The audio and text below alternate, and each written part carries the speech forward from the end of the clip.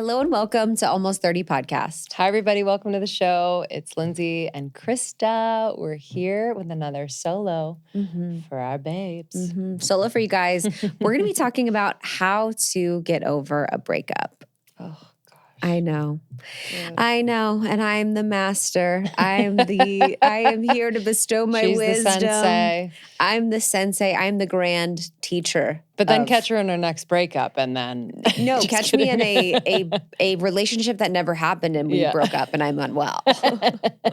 It's so weird how that works. Like, isn't that funny? It's almost like it's the hope. Psychic breakup? I don't know what you call that. Psychic breakup. I think it's because... This is what I want to say, and then we'll get into it. So with breakups, when you're in long-term relationships, at least for women, we go through the whole ringer of like, do I not? You kind of process the breakup before you get out of it. So you're ready. Women are ready. Yeah. Women, when we break up with someone, we're ready. Men, for the most part, don't process before they break up. So they process after. That's why they always come back. Right. But I think with situationships or people that you're dating, there's still the possibility and you haven't seen the worst of them. So you don't really know. But with a relationship, you're like, oh, I know, and I'm good. Yeah. But relationships, you don't know. You only have possibility. You only have the best of them because you've only known them for like a month or 2 months or 3 months or a few dates or whatever it is. So you're just like, okay, they're amazing. They're all these things, but you actually don't really know them. And you're kind of like dissolving the fantasy. Like I think our minds go so far when we first meet someone and then we kind of have to pull it back and like ground in reality. But yeah, if you're thinking about, wow, I could marry this person would be a great dad, this person would provide, but whatever. And to kind of dissolve that kind of suddenly, especially if it's a situationship, maybe you got ghosted, maybe it's just not going to work out. It can be kind of jarring. But I also think there's the experience in the long-term relationships that I kind of hear more and more of, which is like the sudden breakup. But I feel like if we really pull out of it, there were probably red flags or like clues along the way that it wasn't right. But just speaking to those people too, because I don't know if like people either always know it's coming or that's true. always know. Yeah, I'm close with someone who we had divorces at the same time. And mine was just so different than hers. Hers was like all of a sudden one night, something went down. And then with mine, it was just like long. Sure. So it's like, it can be very different. And I think that's the thing too. So when we think about how to heal from a breakup, thinking about how the breakup happened is going to be really important for your healing process. So for some people who are in relationships and they've been thinking about it for a while, they've been processing, they've been going back and forth, maybe they've been in therapy or couples therapy, your breakup process will probably be a lot different than if you have a traumatic situation happen or you get dumped or something happens that's unexpected. That is going to feel a lot more jarring than like a long, painful breakup. Yeah. Yep. And I think as women, especially, like we manifest the emotional aspects of an impending breakup or wanting to break up with someone or being broken up with physically as well. So just want to acknowledge that because I think in this state that some of you listening might be in the wake of a breakup, your cortisol might be really high, like your stress levels might be super high, whether you're worried about what does life look like after this or can't believe this could happen, I didn't see it coming, and just kind of acknowledging that and knowing that this isn't just something you need to get through and fix, that this is kind of like a whole body experience, which is beautiful if you think about it, but also, I guess in saying that, I just want to say like, this might be a process and to take your time. Yeah, Amy Chan, who talks a lot about breakups, she's been on the podcast before. We did an episode with her where she talks about the brain science of a breakup. That basically it's like you're a drug addict that's going through withdrawals. So there's a certain cocktail of serotonin and oxytocin that gets released when you're in relationship. And when you get out of that relationship, you're basically void of those certain cocktail of hormones that you get from your partner. So it really is like you're fiending for that person and you really want to have that person. So there's the body experience, there's the mind experience, but there's this whole like reorienting that you have to do of your breakup. But I remember my first love, like my first breakup was I did not leave the bed for months. Oh, yeah. I lost 30 pounds. I didn't eat. I didn't sleep. I just listened to Landslide over and over again, slow dancing in a burning maroon. Interesting. Over and over again. I love it. Oh my God. Like my whole breakup playlist was just, I was unwell. I just remember, like crying the hardest I've ever cried. Yeah. Like when you're like, oh, it like hurts, like your belly, like you're bent over. Sometimes I kind of miss that type of crying where it's like, I had that in the past year. It was like physical where it's like, oh, like you kind of feel like you're going to puke. It's almost like a force coming through you of crying. Yes, it's like guttural. It's guttural. It's the most painful part. But yeah, it's really like a brain, body, heart experience when you're breaking up with someone. And it's a soul experience. Like it can be so disorienting and so challenging. And I think right now, so many people are struggling with breakups with long-term partners. I know there's been relationship changes. More people are getting divorced. More people are experiencing that type of breakup. And then with online dating, it does feel like it's like more breakups because you're having more interactions with people. Yeah. They're short-lived, they're situationships. It's like we're always kind of like needing to recover from these relationships. And I think they can feel so intense, not just for what it is on the surface. It's like you're losing your love. But I think on a deeper level, it's touching on like some core wounds for people that and different for everyone. But maybe it's really touching on the like abandonment wound that you have, or maybe it's like that part of you that feels unlovable and it's confirming that, if I look back to certain breakups, I feel like when I broke up with my high school boyfriend, it was mainly like the college thing. We were going, we're just about to have different experiences, but we both really wanted to stay together. And he did the final like breaking up. And I just remember thinking and being obsessed with like all the beautiful, hotter, sexier girls that were going to be around him in college. Then I just didn't measure up. And I have a little, or I did like back then have a wound of like, I'm like the girl that's like kind of the friend, but like they sometimes date me, but I'm not like the hottest or the whatever. And I just remember like obsessing over that and just like not being able to let that go. Wow. I remember a breakup too with cheating, and I was obsessed with the other girl. My whole brain was like focused on the other girl for a year. It's almost like the brain needs something to do. Oh, it needs something to do. It's bored. It needs a reason. It needs a why. It's trying to figure it out. It's the hit. Like if it's kind of like a drug withdrawal. Yeah, it is. That's so true. Like, that's why some people, or that's why I imagine some people date right away. Yes. They're like, I need the hit. Yes. I need to feel that validation or that connection or that chemistry. Yeah, I think a lot of people, when there is another person involved, that's a big thing, is to watch the obsession with that other person, because that can be something that makes you crazy. But so with a breakup can cause changes in brain chemistry similar to the effects of withdrawing from an addiction, like we said. So when someone goes through a breakup, their levels of dopamine, and oxytocin, which are feel-good hormones, drop. So at the same time, stress-related hormones like cortisol and norepinephrine increase. These changes lead to withdrawal symptoms, which can negatively impact a person's well-being. So they can not sleep, they can have increased anxiety, difficulty controlling behavior, trouble concentrating, reduced hunger, getting tired easily. So yeah, those feel-good hormones, you look for it from any other place. Yes. You're probably looking for the dopamine from your phone. You could be looking for that dopamine or that feel-good hormone cocktail from another relationship, substances, or, whatever you use for numbing, if it's food or anything like that. We're always being asked about our morning routine. I feel like that's the thing to talk about. But what I will always say is that I start my day, the first thing I put in my belly is AG1. So this is a research-backed foundational nutritional supplement. This is one scoop that I put in water. It is that easy. It delivers daily nutrients and gut health support. And I love that it's backed by multiple research studies.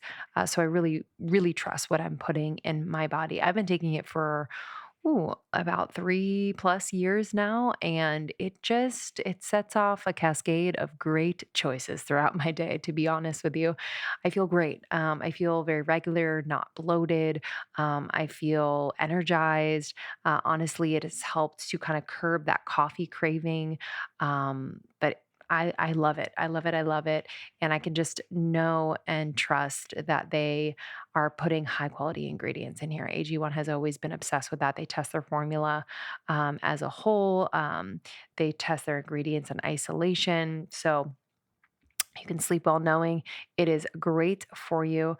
In one of the research studies, 97% of people felt more energy after 30 days of drinking AG1. 91% of participants noticed they needed less coffee after 60 days, which is pretty remarkable. So I'm excited for you to try. I love that it comes to my door once a month. And again, it is as simple as putting one scoop in a glass of water. It tastes awesome. You're going to find it so easy to incorporate into your existing routine. So, for our listeners, as always, we have a discount. As always, we have a special offer for you. Starting your journey with AG1 is a win, baby. So try AG1 and get a free 1-year supply of vitamin D3, K2, and 5 free AG1 travel packs. I take those travel packs with me everywhere. This comes with your first purchase at drinkag1.com/almost30. That's drinkag1.com/almost30. That's drinkag1.com/almost30. Check it out. Okay, so I've been adding something to my smoothies that I think you are going to be obsessed with. It's called Armura Colostrum. Maybe you've heard about colostrum. The hype is truly real. Colostrum is the first nutrition we receive in life. So it contains all of the essential nutrients our body needs in order to thrive. This proprietary concentrate of bovine colostrum harnesses over 400 living bioactive nutrients that strengthen the barriers of your body and fuel cellular health for thousands of research backed health benefits. It's truly incredible. And just FYI, this is the overflow of bovine colostrum. So the calves get all that they need. But I have noticed a difference in my skin. My skin is more radiant.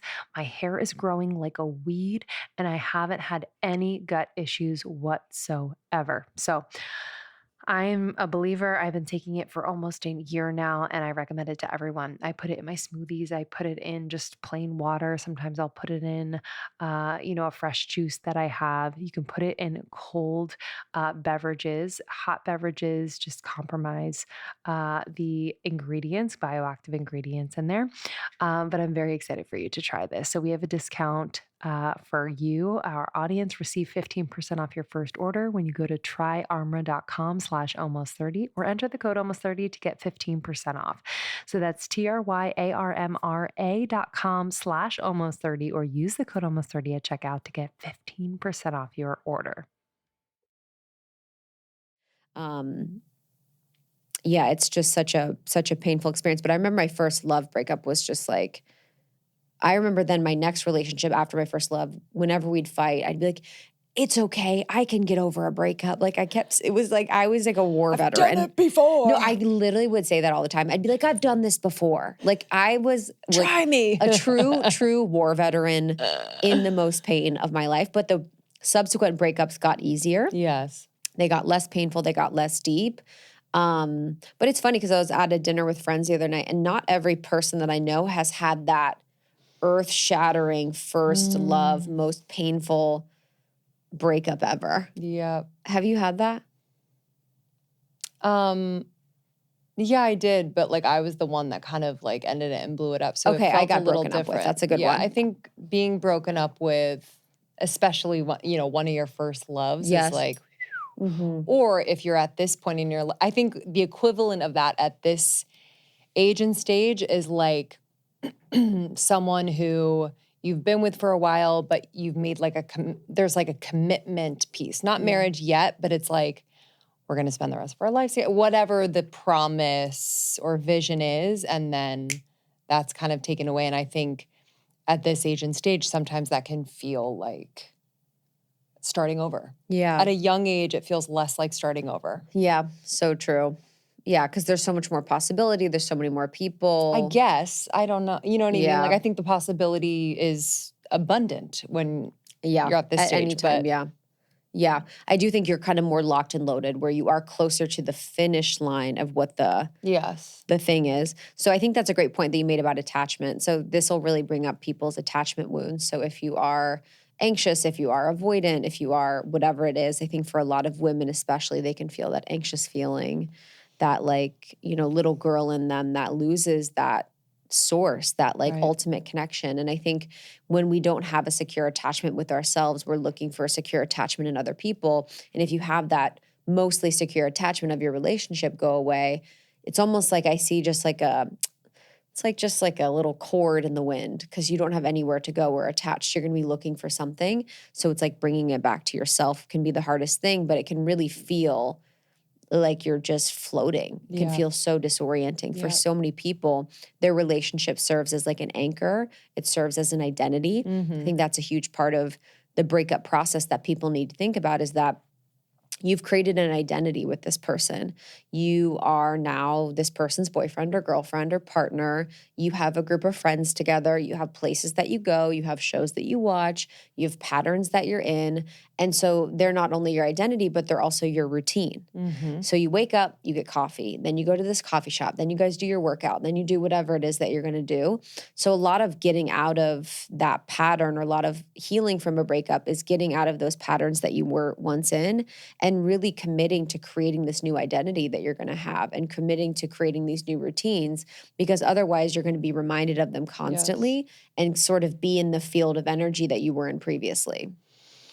Yeah. And I've known a lot of friends to kind of like want to stay in that for a little bit where it's like staying in this reminds me of the person. And I think you can allow yourself to kind of have Oh my God, that I say that grieving about moment. my situationships. I'm like, this reminds me of like, dude. Oh God, I can't I'm go like, to this he was so restaurant. like, da-da. I literally, the other day, me and Lindsay were out. I was like, me and X person shared every meal Sat right in over that there at seat. that seat and that table. And But then it's that's real. where he didn't answer his text for the rest of the night. And then, you know, It's real. it's so hilarious. But like allowing yourself to be in there, but then also being like, hey, I'm it's also laughing time. about it. It's oh, no, also no, no, not comical, you. but But I I'm know. saying like a longer, you know what I mean? For sure. Yeah, people can really just sit in that. Yeah, because there is something oddly Comforting. comfortable Yeah. about just kind of being in that sea of Yeah. sadness, you know? Yeah. I also wonder sometimes too, I've thought about sometimes I'll give myself like a good 10 minutes. I'll like time it. I'm like, all right, you can have 10 minutes and I'll daydream Yeah. about a situation or person Yeah. or ex or whatever. And I'm just like, and it almost releases the same hormones, I swear, of thinking about them being like, oh yeah, we had this thing. And like, you can just kind of be in that energy of that good feeling when you were together, when you were with them. And it Yep. almost like feels like a hit in itself to Yep. daydream about it. Yeah, that's a good one. I know. I don't know if it's a healthy thing. For anyone, I time myself. I only give myself a few times because And I this can't is be it's like the good times or like, only the good times, obviously. okay, cool. But those are just, when you need when my mind needs a little mind break and I'm like, oh, Yeah. let's just like think about this amazing situation. It also shows just how powerful the mind is. And I think Yeah. that's like something, looking back now at various breakups, I'm like, whoa, the power of the mind in these situations, like whether, you know, the story I was telling myself was X and it was completely not true, but that totally colored my experience in the wake of the breakup and kind of caused me to drag on in this like just mourning of something that really wasn't. Yeah. It was real, but it wasn't really for me. Yeah. You know, and we're going to get into some tips just to support you in getting over a breakup, some tactical, some energetic. But I think just high level, like if I look back at every breakup or just separation of being in a relationship with someone, it like completely makes sense now. And I know that's cheesy to say, but if you can give yourself just like a breath of that truth of like, I know I don't know why, like I don't know the reason that this is happening. I know it feels painful, but that eventually I will be able to connect the dots and it will make sense. I think, could bring a little bit of peace. Mm-hmm.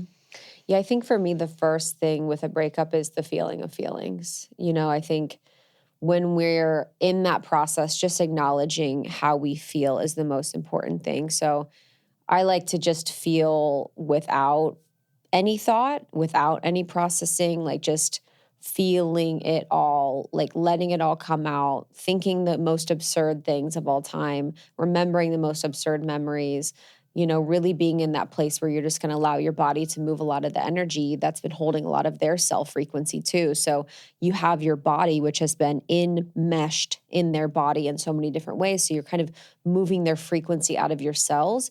So that crying can be so helpful. So I think feeling your feelings is like the most, as long as you need. I think a lot of times too, I'll use breakups as like portals to deep feeling around other things. So I'll use it as like my way in because it's really easy to access feelings for me related to relationships because I'm so used to relationship growth. And so using that as a portal to be like, okay, now I want to feel about my dad or I want to feel about other tragedies in the world as well. But it's like that bottomless pit of emotions can really be a powerful access point for people. For sure. For sure. I think it's really important early on after a breakup to avoid contact with the ex. Girl, no contact. Come on, guys. No contact. Let's be. And I know because, again, if we're talking about the brain chemistry that is happening, and if it is similar to kind of that hit from a drug, that dopamine hit, even just like a text from them, regardless of whether it is positive or negative, might give us that hit to be connected with them. But it is so important and it takes a lot of discipline. You might need to delete them in your phone. You might need to kind of go through your life and when you would be in contact with them, kind of wipe that clean because you'll be on the merry-go-round for a lot longer than you want. And I really believe that like that first, month or two, returning to your own energy is going to set you on a track to be not only healthy on your own, but in your next relationships, because then you can always come back to that center, that feeling of like, I know who I am. I know what peace feels like in my body. I know what I desire and how I want to be treated. And so if you can reclaim that early on, I think you will have a very successful healing experience. I mean, you're not serious about anything in life if you're texting your ex all the time. I know. It's just, trying to think. I've definitely been someone that does it. I'm not above it. Same. For sure. Course. When I was younger, but I think that has been a mark for me of my age and maturity with this now. It's like when we're done, we're absolutely done. I'm literally never speaking to you again. I would test my exes. Oh, what do you mean? Say more. I'd be like, are you out? Oh God, that's so. What are you doing? Yeah. Oh yeah. I don't know what I would do. I'd probably show up at their house or something, but they would actually more often than not, one in particular, put me in my place. I was like, no, what? Wow. And I was like, thank you. Yeah. Snapped out of it. Yeah, you're like, thank you, I was sleeping. That was my friend. That was my friend. I just wanted to see if you're at the place because I wasn't going to be there. Totally. Yeah, no contact. Just cut it. It makes it so much easier. No contact is huge. That's the same. I was going to say taking space. Oh, okay. Really taking space from all the friends that you guys had together, taking space from all the things you guys would do together, taking space from all the things that remind you of that person, taking space from that person themselves, taking space from that person's family. Like if you are serious about your healing and really getting over the breakup, really removing yourself from the spaces and places that remind you of them, I think is huge. Yeah. Taking space. Yeah. Another important tip, because you are used to routine with your ex, it's important in my experience to create some really solid routine in the wake of the breakup. Yeah. So that routine, I think specifically can be one that's like very health, wellness, spirit nourishing focused. So whether that is, taking your morning walk, having like your favorite morning beverage, doing your workouts, doing movement, maybe getting together with girlfriends on every Friday night, like just having that consistency in your routine creates, I think, a sense of stability and safety that might feel like you lost briefly within the breakup. Mm-hmm. Yeah, that's mine for this one. Stay busy. It's kind of like that. I know it's like we got to feel our feelings and then we can get to busy. But busy could be a numbing and a coping mechanism, but busy, there's nothing better than busy. Yeah. Just staying busy. And nothing better than saying I'm busy. Nothing better than being booked and busy. And sharing on Instagram that I'm busy, Girl, okay? a woman's going through a breakup when she's like working more, she's out with her friends more, she's traveling more. Like the women, when it's on a breakup, they're like in Bali the next day. Totally. They just are like absolutely crushing it. So I definitely think staying busy, making plans with friends, doing things you always wanted to do, like using it as the time to really reset and recreate a life that you love, which I always talk about. But I definitely have stayed so busy since my breakup. Actually, the first year I wasn't busy. I kind of really was in my healing. I wasn't working a lot at all. And in the second year, I think it's been a year and a half or something. The second year I've been so much more busy because I have the capacity for it more. But I think it really, really helps. Yeah. Just gets you back in your groove, makes you feel confident again. Mm-hmm. This episode is brought to you by BetterHelp. Okay, y'all.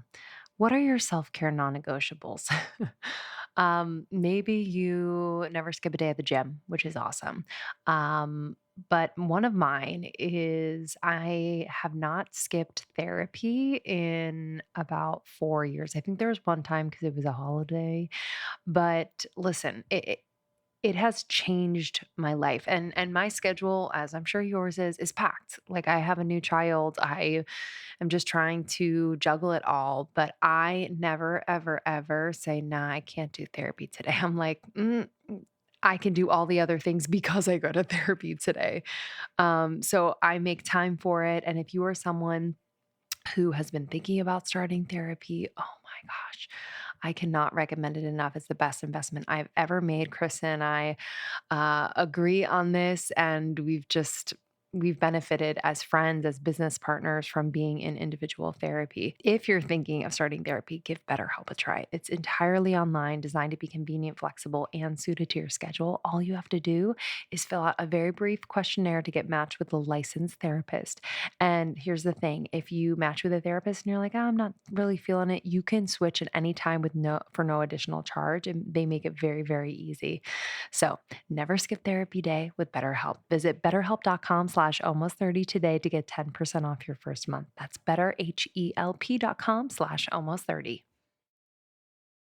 Oh my gosh, I was walking around in my lounge scoop onesie from Skims the other day, and my husband was like, yo, whoa, whoa, whoa, whoa, whoa, whoa, what's happening here? First of all, he touched it. He was like, oh my God, this is so soft. It is incredibly sexy, just fits the body so well. I will wear it around the house. And honestly, I've worn it out. You can I threw over like a button down with some sneakers. I can like put a jacket over it and I'm like ready to run errands. It is so cute, so, so comfortable, which is like what I'm about right now. Let's do comfort, but also looks good. The Skims lounge collection, the soft lounge collection, is unreal. I also got the fold over pant, the soft lounge fold over pant. I don't know about you, but like I don't like wearing jeans. But this is like a great like transition pant. You can wear it around the house or you can wear it out. I think it makes any body type look so great. You can fold over the top waistband. It's great. I love these styles, and they have sizes extra, extra small to 4X. Skims does it right like that. Shop the Skims Soft Lounge collection at skims.com.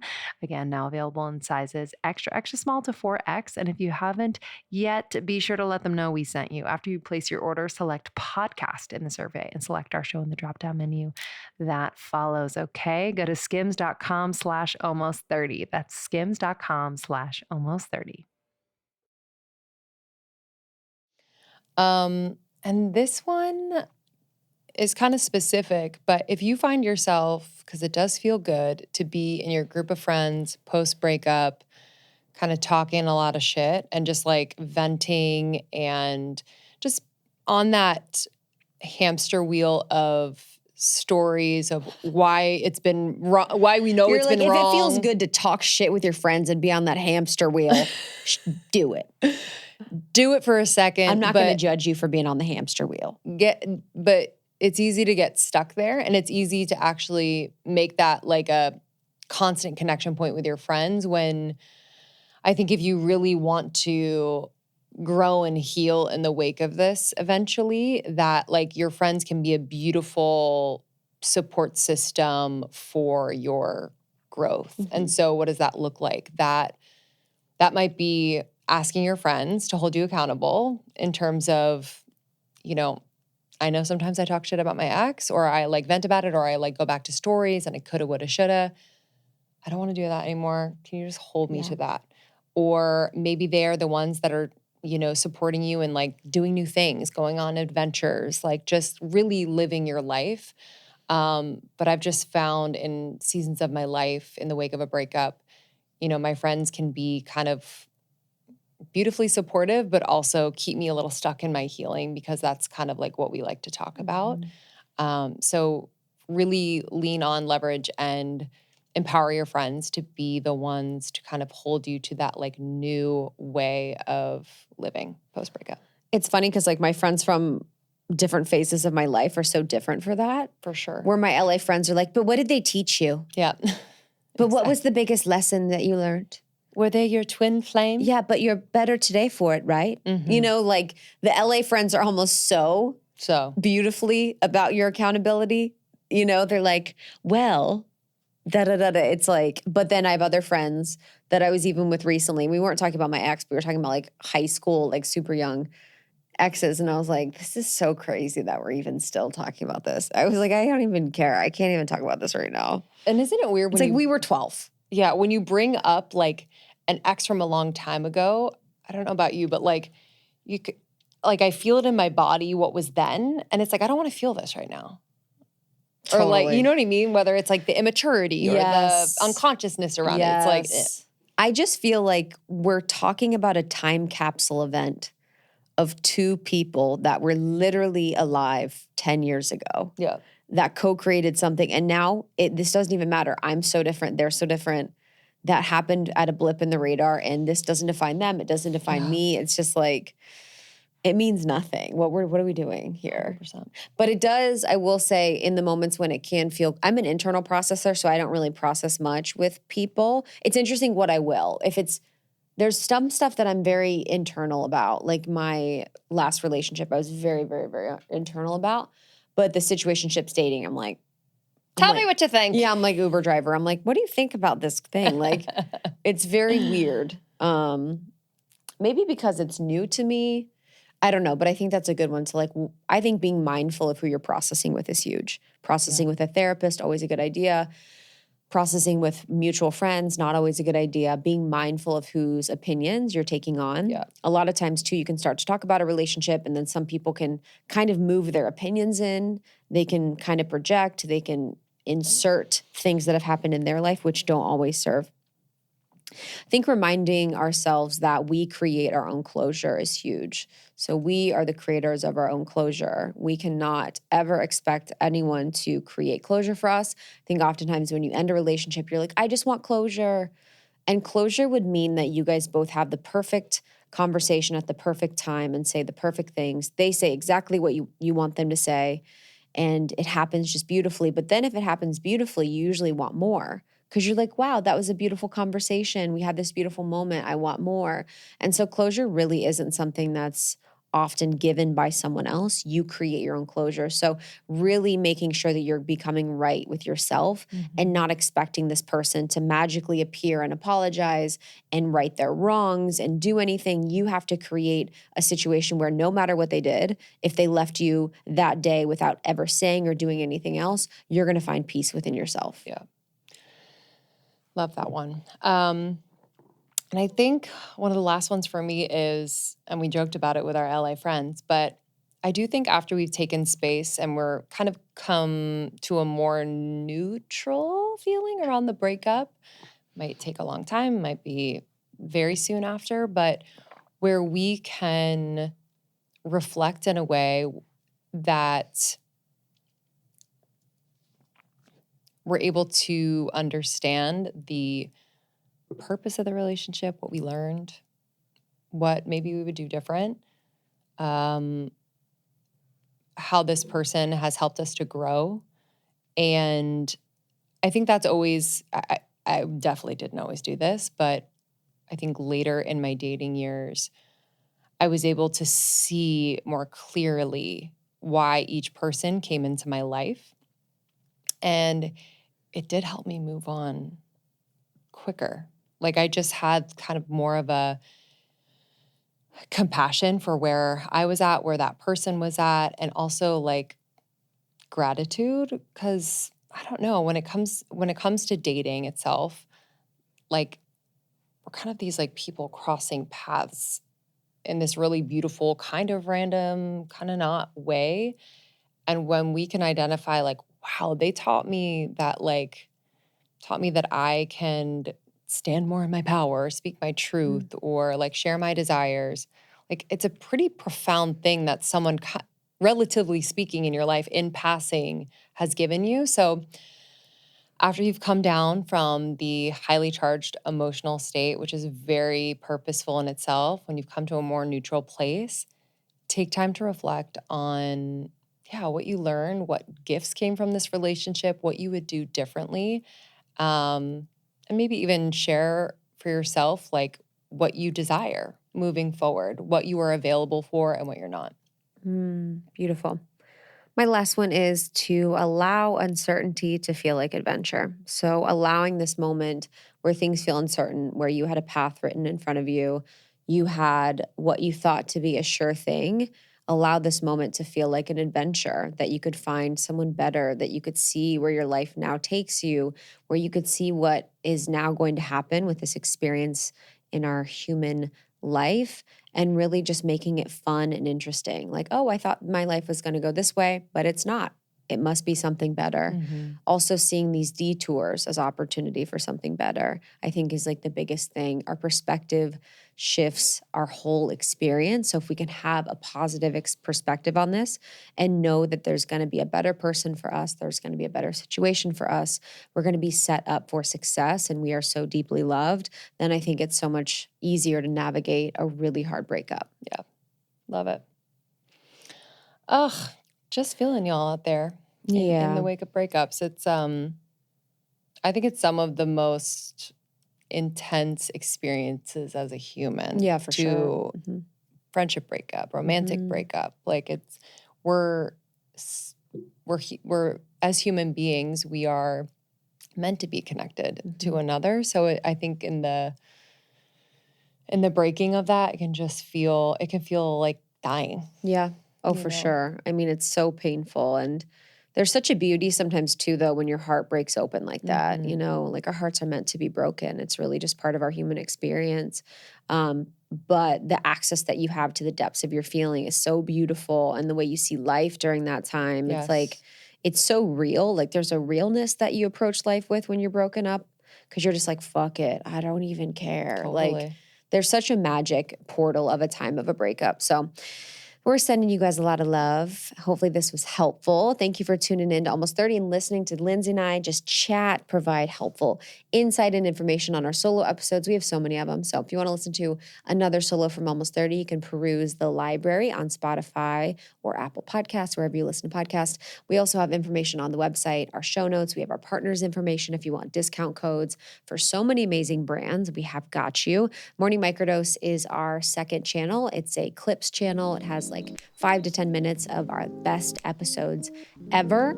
So good. And then you can find Almost 30 on Instagram and TikTok and YouTube at Almost 30 Podcast. All right, y'all. Thank you for listening. We will see you on the next one. Big hug. Bye. guys.